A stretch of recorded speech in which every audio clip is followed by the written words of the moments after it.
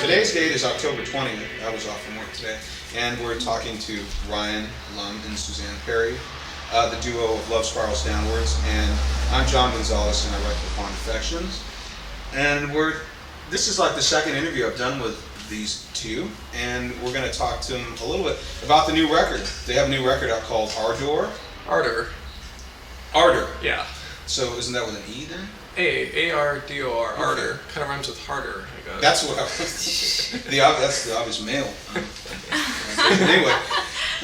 Okay. Well, I called you guys when you gave me the tape, and I remember I called you the very next night, and I was like, oh, fuck, it really blew me away. I really, really, really liked it. I think it's a progression that I didn't think you guys were going to make so quickly. I think you really progressed. It doesn't seem like the record is a collection of songs. It seems more like a conceptual thing. Was that an intention that you had, or was it a collection of songs that just so happens to sound like a conceptual? Want me to answer that? I say, our first Idols, more so than this one, was a collection of songs. Just kind of it was all the songs we'd made up till then, and then we released our debut album, and a lot of those songs for Idols really I never intended to be released ever. They were just demos that, well, not all of them, about maybe half the songs were just demos that got turned into real songs. On this new album, since we were signed, obviously I knew they were going to be released. As far as like concept, no, not really. I had more on this album of a sound concept. It kind of hit me though after I was almost done with the album, but maybe the way I mixed the songs kind of tied them all together. Okay, Suzanne, what about you? How are your feelings on it? Just thinking. I mean, I usually start out when we're making something. I usually don't think of that it's going to have any kind of concept per se. But now that I think I did shoot for a little bit using more lyrics, and because of some criticisms we got, I think I did kind of shoot for trying to make things longer.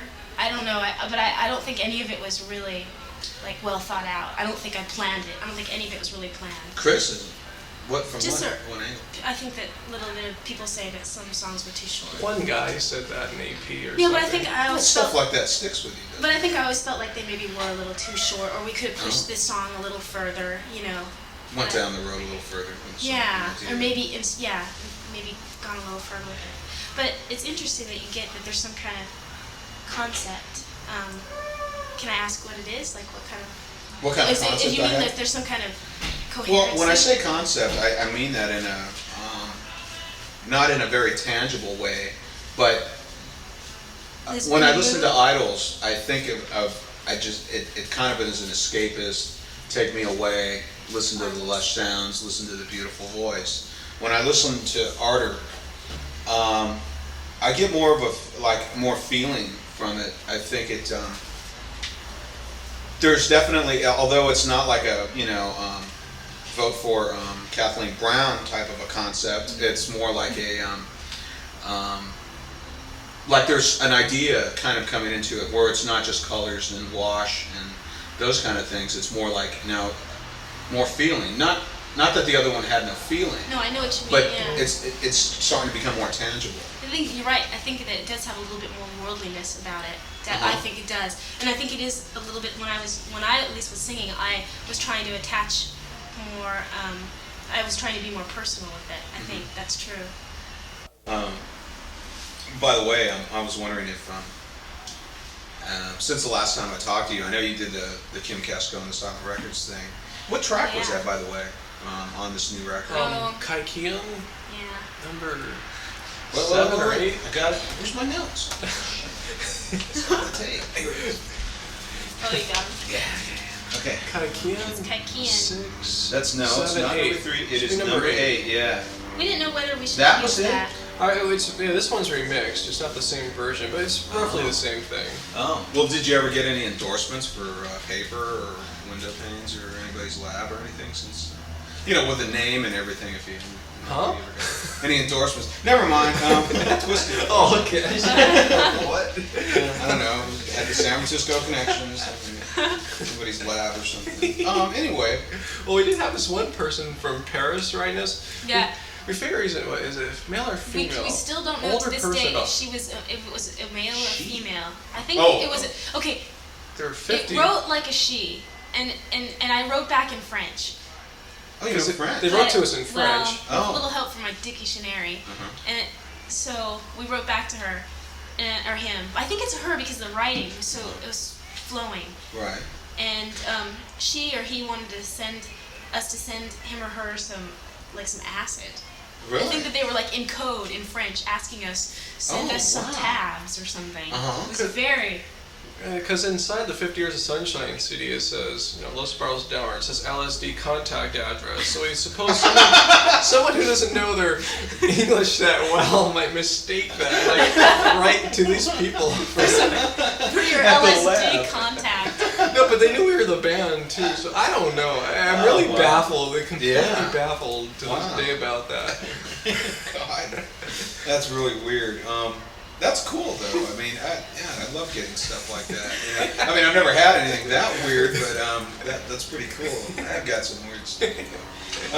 Okay, where am I here? Questions. Okay.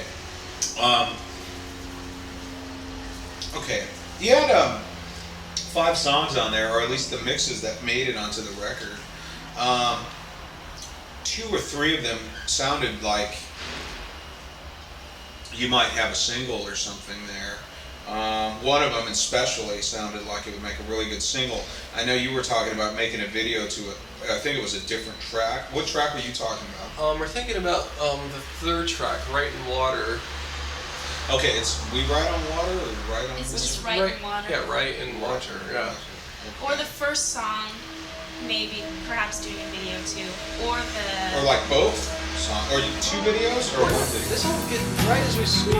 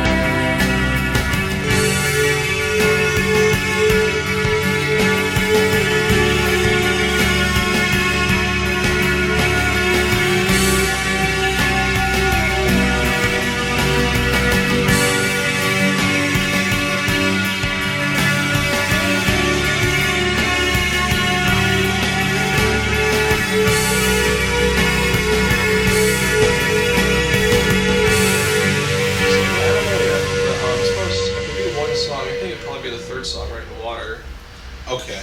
And like a close second would be Will You Fade. Yeah. Okay, now in that, if that's the case, what is the video for? Who would that be for?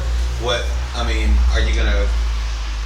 Is it a promotional video? Is it gonna be a project collection? What do you guys do? If we do just one video, it would be or two, it would be for promotion only. It would be sent out to places that would play it. I'm not in charge of that. Projekt takes care of that, but that's roughly what it'll be used for. If we do several, it'd be used for promotion as well as we might sell it too. But like I said, it's all being talked about. My best guess is if we do one, it'll probably just be one or two, and it'll be a promotional video. Something you'd see on like public TV and stuff like that. Europe box and stuff like that. Yeah. Yeah. I don't know, because we just secured the person to do the video like 2 or 3 days ago, so we haven't even really thought about it. I mean, I was asking questions today about what we'll use this tape for, so, you know. Oh, so I'm you've like, been kept in the dark about this, too. And I guess I haven't thought about it much. And I thought, well, wait a second, why are we making this? What are we going to do with it? I tell her, but I don't think she And then I go, keeps it. And then I She's say, got a lot on her mind. I do, and then I say, is John going to get royalties? Because if we sell it, Yeah, wait a minute. I explained to her. You better not slice this part out. None of these will be sold. This is all promotional. This tape that we're on right now. No one should be buying this. Hopefully, if someone sold it to you, they're up to something wrong. Okay, go back and get them. That's fine. send John a buck if you paid for this tape. That's right. Okay. Anyway, on the record, the very first song, and I'm sure this was the idea in your continuity of the songs. The very first song struck me as like a. It kind of did for me what Allison did for Souvlaki. Boom! It like just slammed me right into it. It wasn't like the last one where like the first, even with like I don't want to. This isn't a tape for Slow Dive, but like if you look at Slow Dive's first and second record, first record was just you kind of get into it later on. Same thing with Idols. It was like. It started, I heard it a couple times, or maybe the first time, but after 3 or 4 songs, I kind of got into a flow. This time, this song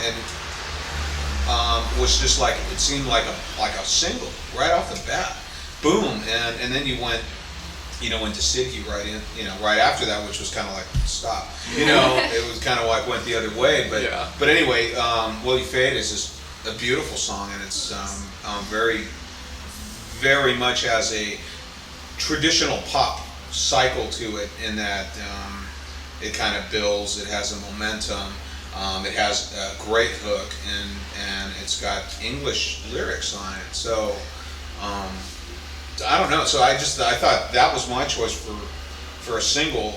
I don't make these decisions. But, so when you were talking about this video, the idea of doing a video, that was what I thought. And you said We Ride on Water. We Ride on Water to me was. It wasn't as strong a song as the first song, but to me it was a very good song. But it sounded like halfway in between the pop strengths that you had on the first song, Will You Fade, and it also sounded like rooted in the first record. It sounded like a progression from the first record in a pop sense, but.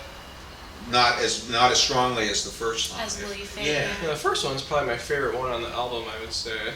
I think that part of the reason why we haven't been thinking of making a video out of that is the person that's going to be doing it, or Jerry Tabinsky.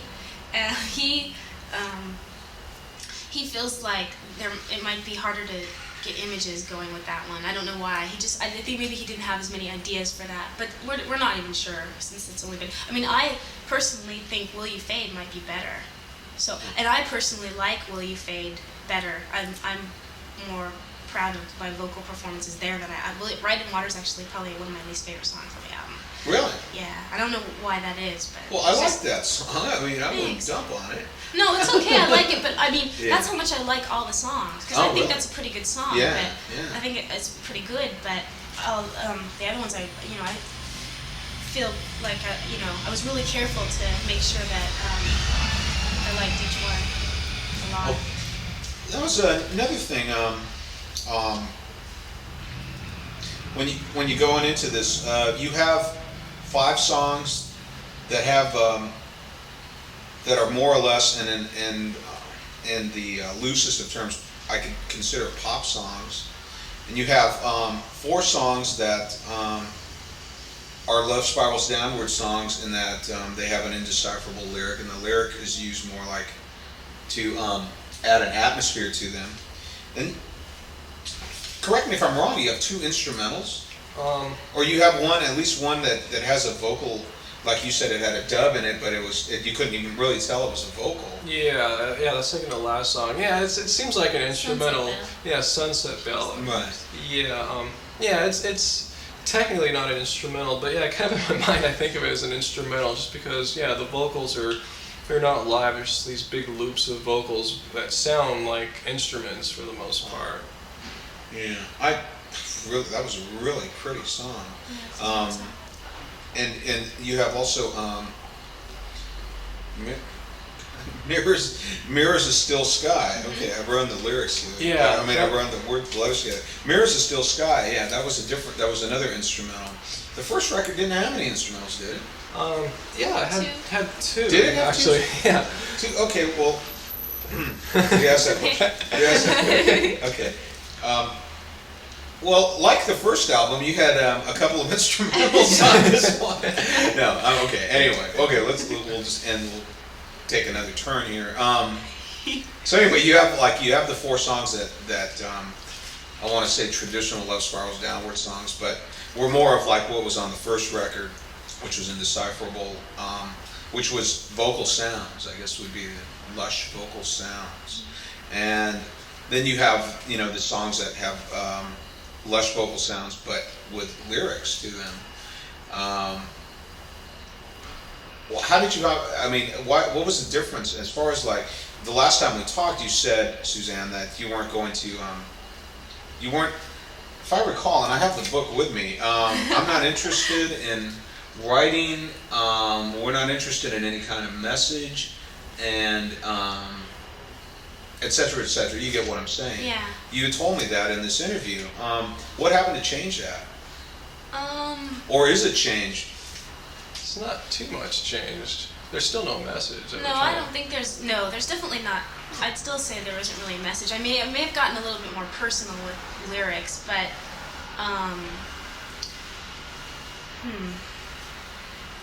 honestly, making nonsense lyrics, I felt like it was going to be kind of the same experience. Like if I did that again, I actually did a couple songs. We did do a couple songs like that, and I think when it worked well for what I was hearing in the music, then it was a good choice. But I didn't, I tried not to say, okay, I'm not going to do any lyrics at all. I don't know, it's just more natural to, use the lyrics that I used. I didn't really think about it much, I just kind of did it. So to say. I asked you this question last time. You wrote the lyric after you heard some music. Is Always, that it? yeah. Still the same, yeah.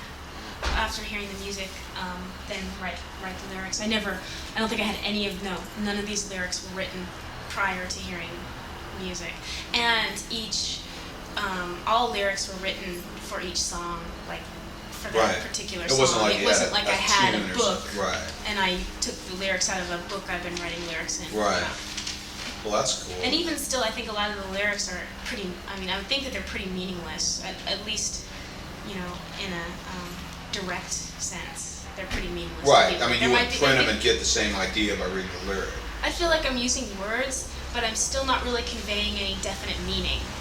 I'm using words, but instead of just using nonsense syllables or whatever, I'm using words, but I still don't, like I said, I still don't feel like that they have a direct meaning to everybody, like a universal meaning, or message. And Ryan,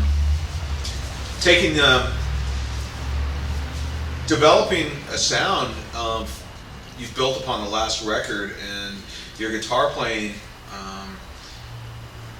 I don't want to say it's gotten better, but I like the way it's going, and it's not the same.